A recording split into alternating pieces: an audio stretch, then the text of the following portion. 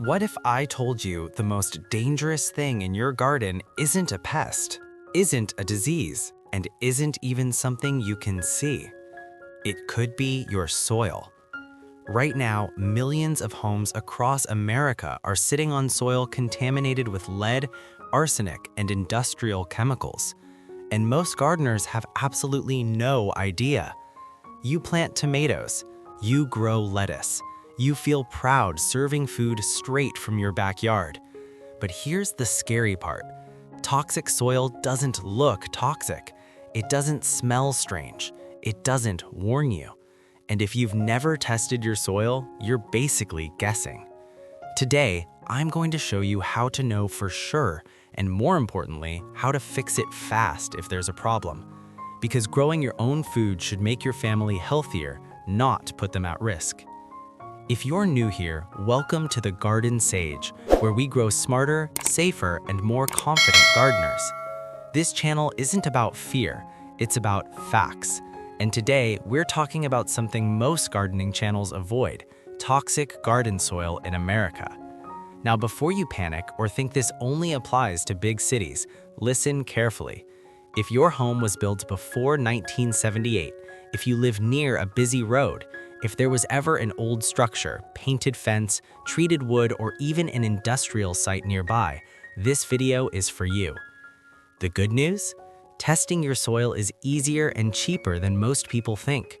And fixing contamination doesn't mean ripping up your entire garden.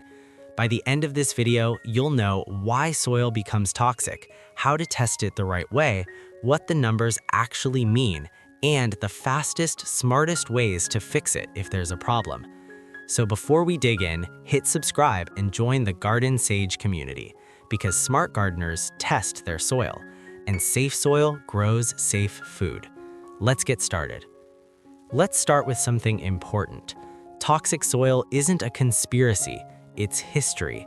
For decades, materials were used that we later discovered weren't safe, and those materials didn't just disappear, they settled into the ground. If your home was built before 1978, there's a real chance lead-based paint was used. When old paint chipped, flaked, or was sanded during renovations, tiny particles fell into the surrounding soil. And here's something most people don't think about. Before the 1980s, cars used leaded gasoline. Every time vehicles drove past homes and highways, microscopic lead particles were released into the air and eventually settled into nearby yards. Old farms and gardens sometimes used arsenic-based pesticides. Pressure-treated wood, especially older lumber, contained arsenic compounds that can leach into surrounding soil. Industrial sites, demolished buildings, or even old railroad ties can all leave residues behind. Now, here's the key point. This doesn't mean your soil is toxic. It means there's a possibility, especially in older neighborhoods or urban areas.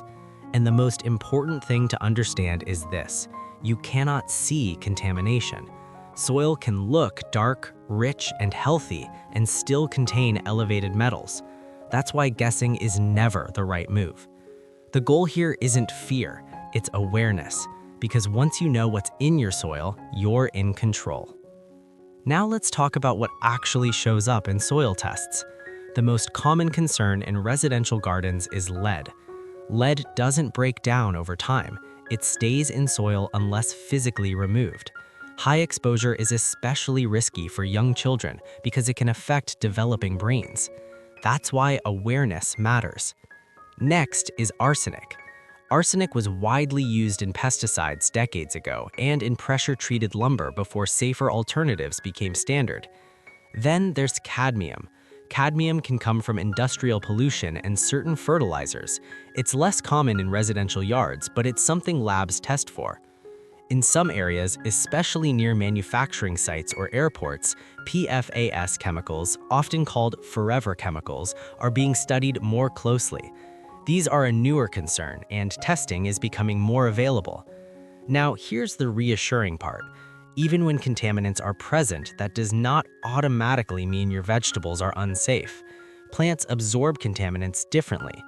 Fruit-bearing crops like tomatoes, peppers, beans, and squash typically absorb much lower levels of heavy metals compared to leafy greens or root vegetables. So again, knowledge changes everything.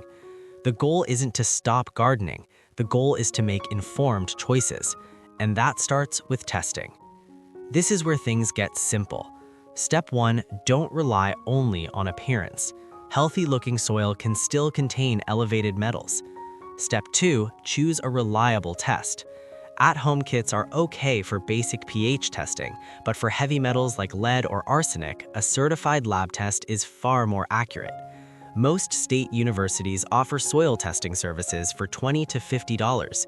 You can usually find them through your state's agricultural extension office. Here's how to collect your sample properly. Take small soil scoops from 5 to 10 different spots in your garden area.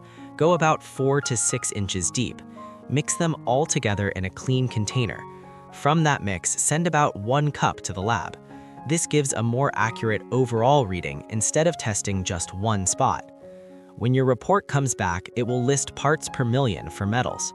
As a general guideline, under 100 ppm of lead is considered low risk for most gardening. Between 100 to 400 ppm means you should take precautions. Over 400 ppm requires more serious intervention, but always follow local health guidance specific to your state. Testing once gives you clarity for years, and clarity removes uncertainty. If your soil comes back elevated, don't panic. You have options. The fastest and most effective solution is raised beds. By installing a physical barrier between native soil and clean soil, you immediately reduce exposure risk. Use untreated wood or safe composite materials, place landscape fabric underneath, and fill with certified clean compost and soil. Second option, add organic matter. Compost doesn't remove heavy metals, but it can bind them. This reduces how much plants absorb and lowers dust exposure. Third, mulch heavily. A thick layer of mulch reduces soil splash onto plants and prevents contaminated dust from becoming airborne, especially in dry climates. Fourth, grow smarter.